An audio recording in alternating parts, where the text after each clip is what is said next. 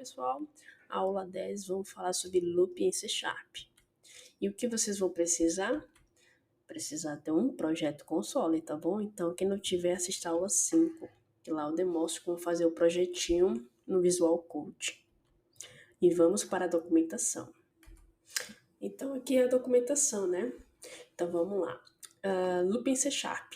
O loop em C Sharp você pode criar com for ou for each, tá? E também existe um outro, né? Só que eu quis passar esses dois porque é mais utilizado no dia a dia. Então, o loop for, quando você precisa utilizar o loop for? Quando você souber exatamente quantas vezes deseja percorrer um bloco, né, de código, você usa o for, né?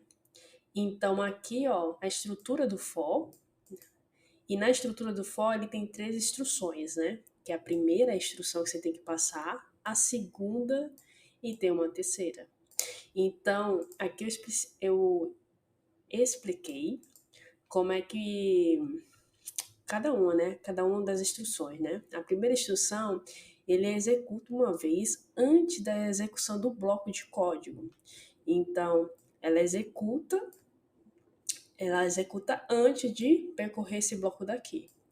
A instrução 2, ele define a condição para executar o bloco. Então, a primeira, ele vê o valor que está aqui, para depois vir para a segunda instrução, que seria da condição. Se essa condição tiver true, ele entra no bloco. E a instrução 3 é executada todas as vezes após a execução do bloco de código. Então, ele executa a primeira, depois a segunda, vem para o bloco e depois ele cai na terceira instrução. Então, aqui embaixo eu fiz um exemplo, ó. O for, né? A primeira instrução eu coloquei que o i é igual a 0. A condição é que se o i for menor que 5, roda o bloco, né? Então, quando ele rodar o bloco, ele rodou o bloco, que vai ser 0, né? Que ele vai imprimir aqui. Antes dele ir para essa instrução de novo, que vai ser 1, ele vai incrementar.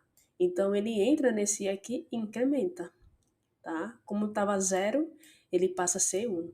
Então, vamos olhar no Visual Studio Code. Vamos lá. Pronto, estando aqui no Visual Code, quase não saía. Estando aqui no Visual Code, vamos executar, né, para ver o que vai acontecer. Vou botar um breakpoint aqui na linha 10, senão ele vai executar tudo e a gente não vai ver o processo.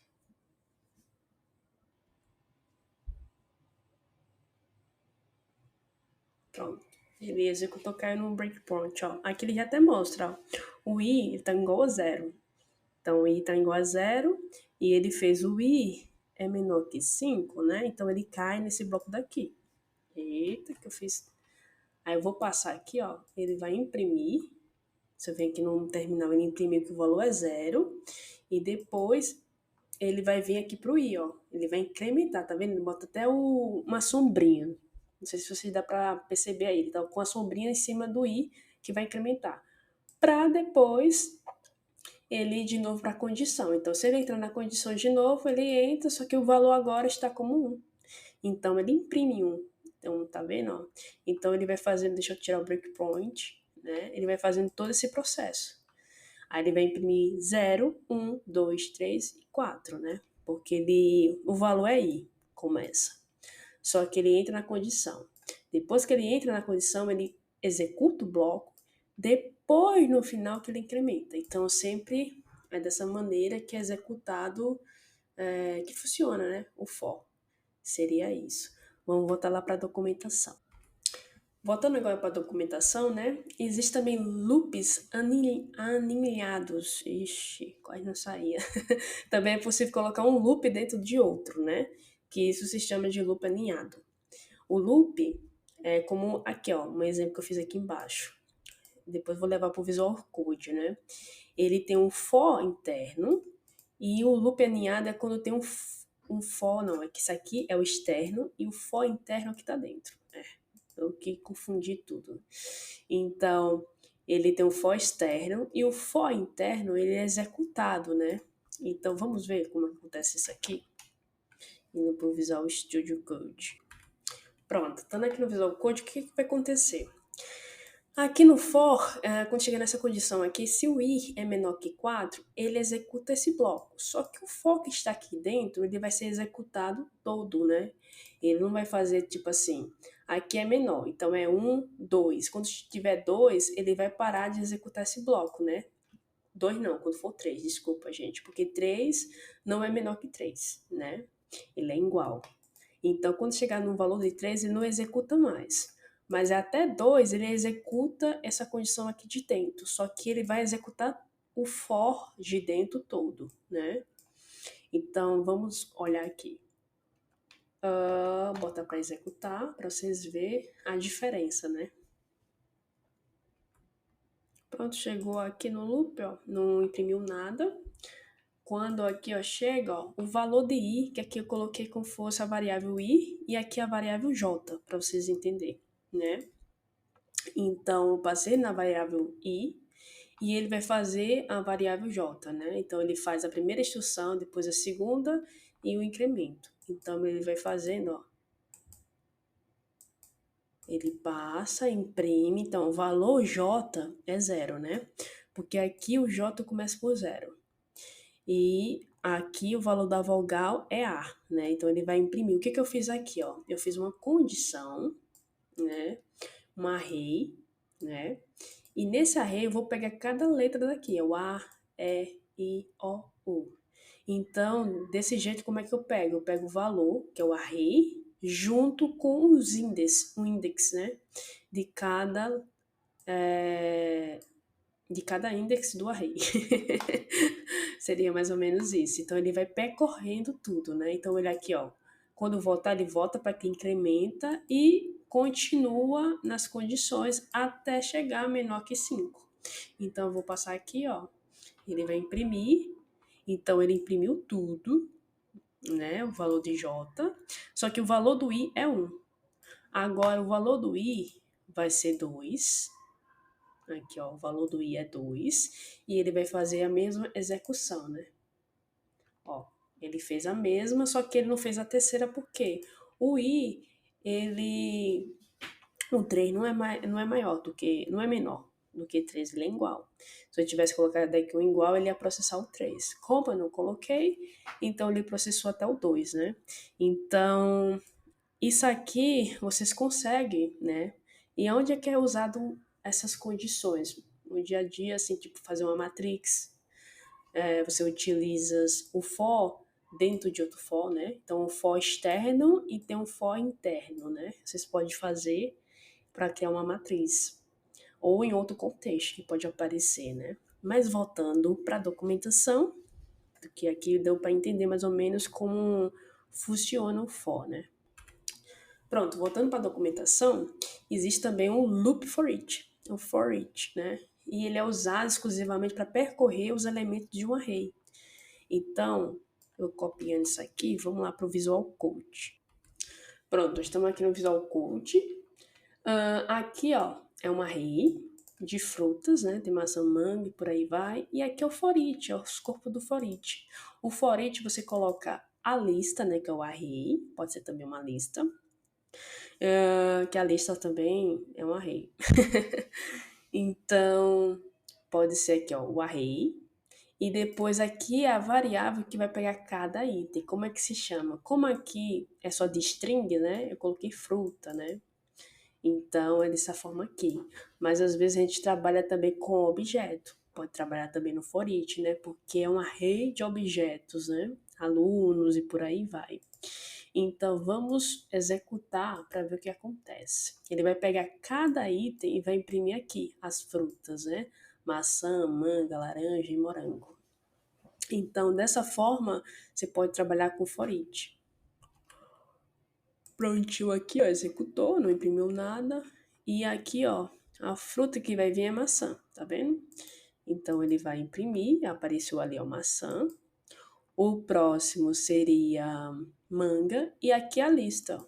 Se você colocar aqui, ó, mouse, vai estar, ó, maçã, manga, laranja. Então, ele vai imprimir cada fruta, né, do array.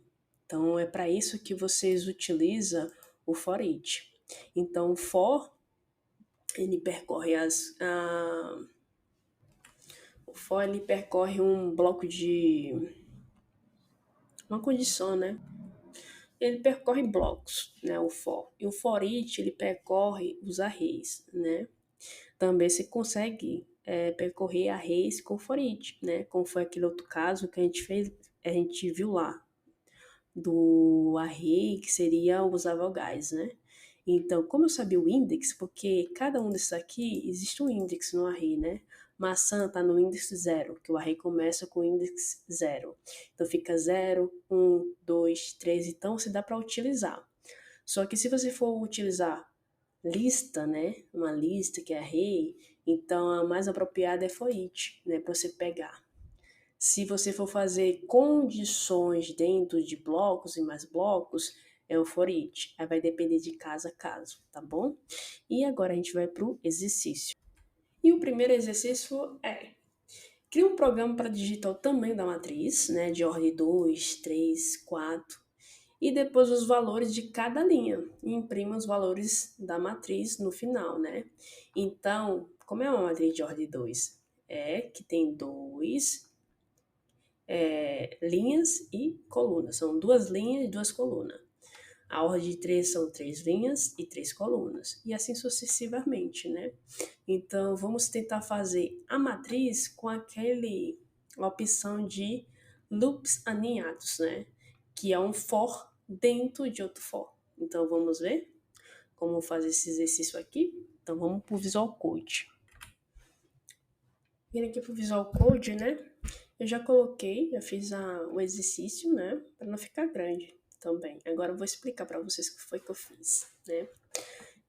O programa pedia para criar um programa para digitar o tamanho da matriz, né? Então, nesse aqui eu coloquei um console, né? Para a pessoa digitar o tamanho da matriz. E aqui eu coloquei como fosse inteiro, né? Então, eu criei um parâmetro chamado n, e coloquei para ser convertir, né, para ser como um inteiro. E para fazer a matriz é dessa maneira aqui, que faz a matriz, né?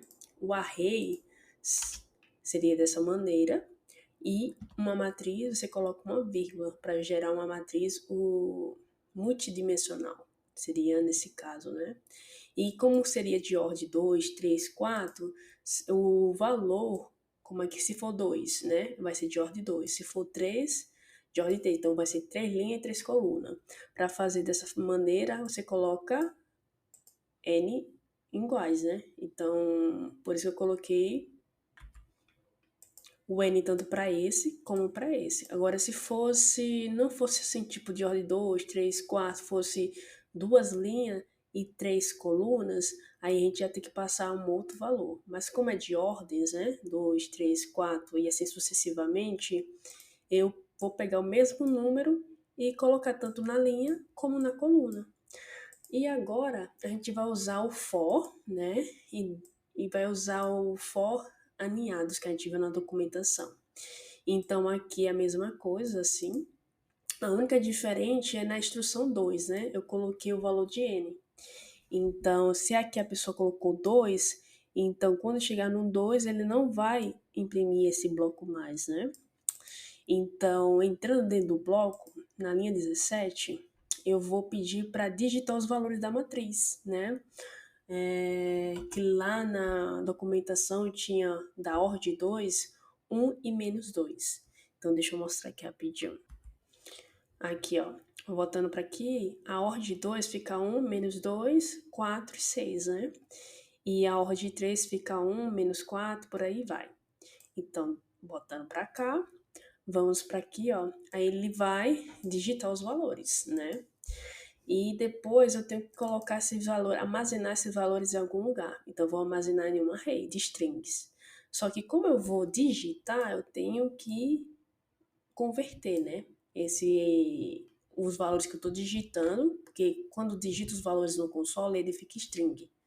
E aqui é uma array de string. Então, para isso, eu tenho que usar o splint, né? Que ele vira uma array de string. Se eu tirar isso aqui, o código aqui vai reclamar. Que ele vai dizer que não pode, né? Converter de string em string array. Ele não entende. Então, por isso eu coloquei o splint. Vou voltar aqui novamente. E depois dentro eu vou fazer um outro for, né? Para que esse outro for? Para mim colocar dentro do array.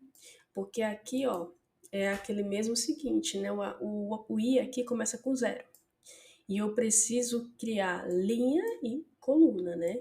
Então, como a matriz começa a posição zero e a coluna zero, então aqui, ó, o J também vai começar por zero. Então, eu vou colocando os valores que eu vou adicionar aqui na matriz, né? Então, ele vai ser executado desse jeito. E esse outro for aqui embaixo, né, que foi que eu fiz?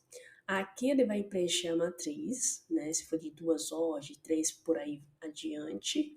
E aqui eu quero imprimir, né? Eu não posso usar o for each, porque o for each ele vai usar tudo assim, tipo em ordem, né?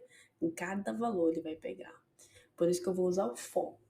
Aí eu coloquei aqui só para ficar separado, para ficar visualmente mais organizado. Botei, né, essa barra, esqueci agora o nome, e fiz mais um for para ele ir imprimindo os valores que estavam na matriz, né, do I e o J, né. Então ele vai imprimir, vai fazer a impressão da matriz para gente. Então vamos executar para vocês entenderem o que foi que eu fiz, botando nessa linha e colocar depois aqui, executando. Pronto, executando aqui, ó, ele fala, digite o tamanho da matriz. Vamos fazer de 2. Pronto, ele chegou aqui, ó. E aqui ele está dizendo o valor da matriz, né? Como seria. Então, eu vou colocar aqui e ele vai dizer, digita o valor da matriz. O valor da matriz que estava lá era 1.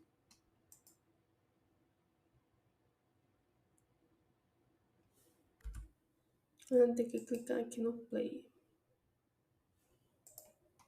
Dou um espaço e coloco -2 e dou um enter. Aí ele vai fazer, ó, ele tá preenchendo aqui, tá vendo? Eu vou colocar aqui no final, que fica pronto. Agora eu vou botar 4 e 6. Aí ele vai aqui pro for, né?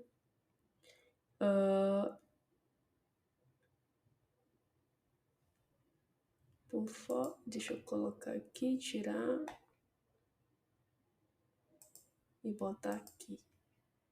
Pronto. Aí aqui, ó, ele já tá no J, né? Ele volta de novo pro J. Deixa eu passar a matriz. Aqui ele mostra a matriz como tal. Ele já digitou 4 e 6, né? Que é o valor do string. Da matriz, ele já preencheu o 1 e -2, né? Que é da primeira linha, que é a linha 0. A linha que é da 1, ele ainda não preencheu, vai preencher agora, ó. Eu coloquei 4 e vamos passar de novo, novamente. Ele colocou o valor de 6, né? Então, vamos imprimir a matriz. Então, ele pega aqui, deixa eu botar para cá pro final, né? Vou passar aqui para vocês verem. Ele vai imprimir aqui o valor de 1 e -2. E 4 e 6, que seria no formato da matriz que está lá na imagem, né? Da documentação. 1 e -2. O 4 e o 6. Seria isso. Então, para fazer a matriz de ordem 3, ele funciona do mesmo modo, né? Vamos embora aqui, ó. Que primeiro aqui, as primeiras linhas é implementar a variável e a variável, né, que vai botar a linha coluna e aonde vai ser guardado, que é na matriz. Então aqui, ó, vai ser de modo 3. Vou colocar um play para continuar. Coloco os valores que vai ser na minha linha, -4 e 2. Depois coloco 0, 5 e -1. E o último seria 3, 9 e 3. E peço para imprimir. Então, vai ser 1, -4, 2, 0, 5, -1. Então, olhando para a documentação aqui, ó, ele imprimiu os mesmos valores, tá vendo? Ele só fica assim feio por causa do tracinho, né, gente? E para a ordem 4 seria do mesmo jeito, né? A gente só ia ter que colocar aqui, ó, digito tamanho 4 e assim sucessivamente, tá bom? Então vamos para o segundo exemplo, né? Abrindo aqui o segundo exemplo, cria um programa para buscar na lista dos alunos o código com valor 1 e depois mostrando na tela o nome do aluno que se refere a esse código, né? Isso aqui a gente consegue fazer com for each, né? Então vamos lá para o Visual Code. Pronto, ó, vindo aqui para o código, também já fiz, né, o exemplo, para ficar um pouquinho mais rápido. Vamos lá. Cria um programa para buscar na lista dos alunos o código com valor de 1, né? E depois mostra na tela. O que eu fiz aqui? Eu criei uma variável chamada alunos, né? Que ele é uma rede de alunos. E nesse alunos eu coloquei os objetos, né? Que seria código e nome. Só que eu tive que criar uma classe, né? Na classe eu coloquei os atributos de código e o nome para pegar. E aqui alimentando no código 1, o nome vai ser Érica, né? O código 2 vai ser Eduardo. E o que o for each faz? Agora pegando essa lista, né? E depois ele vai passando de item por item, né? Então ele vai pegar esse primeiro item no for each, né? Que é a ordem, como fosse assim, aqui é a ordem 0. E esse aqui é a ordem 1, né? Então ele vai passar e aqui dentro, com o objeto, a gente consegue pegar, né? Como tá com classe, né? A classe do aluno. Então aqui no hífen, eu coloquei, eu quero pegar só com código 1 para imprimir o nome da pessoa. Então eu pego o nome da pessoa e com o objeto eu consigo pegar o nome. Então com for each, vocês conseguem trabalhar assim, né? Do que colocando um index, porque se fosse com for, eu ia ter que colocar indexes 1, 0, 1, entendeu? Dava para fazer com for, mas teria que fazer dessa maneira, né? Com index, né? Aqui, dessa forma, não precisa. Você só usa para o for each, né? Que coloca a lista e o valor que vai ser pego. E qual é o valor? É o aluno, né? E vai trabalhando aqui dentro do bloco. Então, vamos executar, tá bom? Então, executando aqui.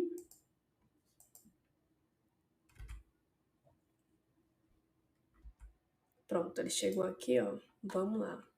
Alunos, né? No primeiro aluno aqui ele até mostra. Deixa eu abrir só um pouquinho aqui. Pronto. O código 1, que foi o que eu coloquei aqui em cima, e Érica. Na segundo item, tá vendo que ele fica com o index 0 e um index 1? Então, porque é um array, só que é diferente, é de objeto. Naquele do exercício, a gente estava trabalhando com array de string, né? Que era maçã, era frutas, né?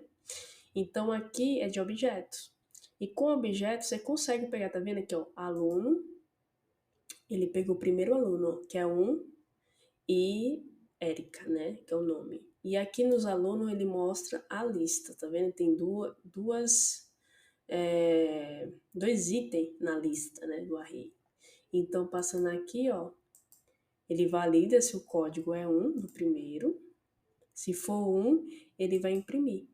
Ele imprime aqui o nome do aluno é Érica. E depois ele volta novamente no for each. E agora o código é Eduardo. Só que como não é igual a 1, ele não vai imprimir que é Érica, né? Ele só vai passar.